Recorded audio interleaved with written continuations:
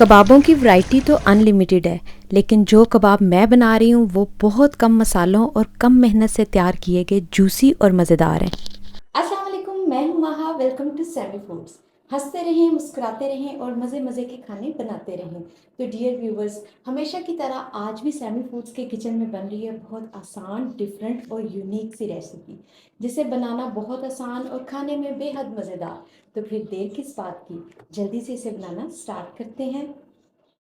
मज़ेदार से हांडी कबाब तैयार करने के लिए सबसे पहला इंग्रेडिएंट जो हमें चाहिए वो है कीमा। कीमा मैंने बीफ का लिया है, इसको मैंने चॉपर से अच्छे से बारीक चॉप कर लिया है।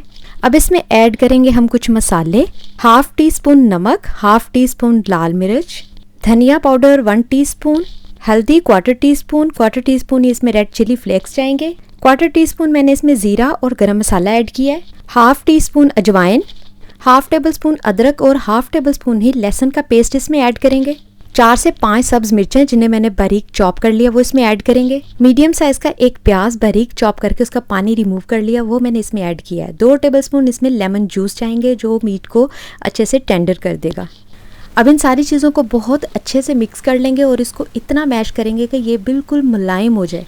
आप देख सकते हैं कि कितना इसका टेक्सचर सॉफ्ट बना है और कोई गुठली वगैरह इसमें बिल्कुल भी नहीं है। तो जनाब बिल्कुल रेडी है अब हमारा कबाब का मसाला। अब हम हाथों को ग्रीस कर लेंगे। कबाबों का मसाला हाथ में लेके अच्छे से इसको दबाएंगे ताकि इसमें कोई स्पेस वगैरह ना रहे और अपनी मर्ज़ी के मुताबिक जैसी शेप हमें पसंद है उसी तरह का कबाब बना लेंगे। साइज़ आप डिफरेंट भी बना सकते हैं, अपनी मर्ज़ी की शेप जैसे आपको पसंद है आप उसी तरह के बना लें। मैंने मीडियम साइज़ के कबाब बनाए हैं। सारे कबाब ज़बरदस्त किस्म के रेडी हो चुके हैं और अब हमने इनको आधे घंटे के लिए कम से कम फ्रीज़र में रख देना है।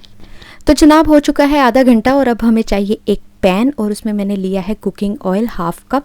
जैसे ही ऑयल गर्म हुआ मैंने उसमें सारे कबाब बारी बारी करके डाल दिए हैं।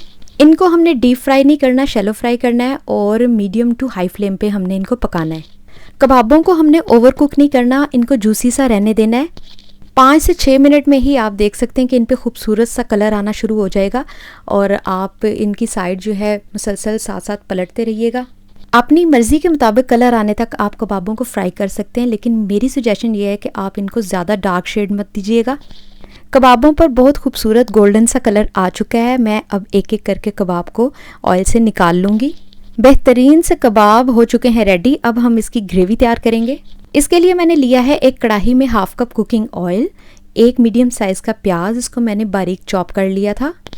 ऑयल में डाल के अच्छा से इसको फ्राई कर लेंगे। ज़्यादा डार्क कलर हमने इसको देना नहीं है। अब इसमें जाएगा हाफ़ टेबल स्पून लहसुन और हाफ़ टेबल स्पून ही अदरक का पेस्ट और इसको अच्छे से इसमें भून लेंगे। जैसे ही इसका कच्चापन ख़त्म होगा तो मैंने 3 मीडियम साइज़ के टमाटर जो हैं वो उनका पेस्ट बनाया वो इसमें ऐड कर देंगे और अब थोड़े से मसाले ऐड करेंगे। नमक, लाल मिर्च, धनिया पाउडर, हल्दी, कश्मीरी लाल मिर्च, काली मिर्च, ज़ीरा पाउडर और गरम मसाला हमने इसमें ऐड किया है। अब इन सारे मसालों को बहुत अच्छे से भून लेंगे।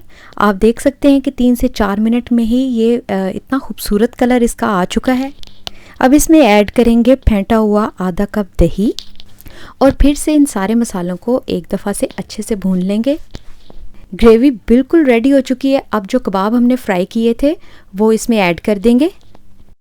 दोनों चीज़ें ऑलरेडी कुकड हैं, इनको ज़्यादा टाइम की ज़रूरत बिल्कुल नहीं है। 1 से 2 मिनट ही भून लेने के बाद मैंने इसमें हाफ़ ग्लास पानी ऐड कर दिया है। अगर आप ग्रेवी ज़्यादा रखना चाहते हैं तो आप पूरा ग्लास भी शामिल कर सकते हैं। 5 से 6 मिनट के लिए इसको कवर करके पकने देंगे और जनाब आप देख सकते हैं कि कितना खूबसूरत इसका कलर आया और कितनी प्यारी और यमी किस्म की ये तैयार हुई। अब इसमें मैंने डाली है कसूरी मेथी और थोड़ा सा धनिया और आपने देखा कि मैंने कितने कम मसालों से और कम मेहनत से इसको तैयार किया है। ना कबाबों की बाइंडिंग के लिए मैंने कॉर्नफ्लोर यूज़ किया है, ना बेसन, ना ही कोई भुने हुए चने और आप देख सकते हैं कि कबाब बिल्कुल अच्छी शेप में है और बिल्कुल नहीं टूटे। मैरिनेशन टाइम भी मैंने ज़्यादा नहीं दिया, सिर्फ आधे घंटे के लिए मैंने इनको रखा था जस्ट और बहुत बहुत यमी ये तैयार हुए हैं। आप इस रेसिपी को ज़रूर ट्राई कीजिएगा और दुआओं में मुझे भी याद रखिएगा। अपना बहुत सारा ख्याल रखें। इंशाल्लाह फिर किसी और रेसिपी में मिलते हैं। अल्लाह हाफिज़।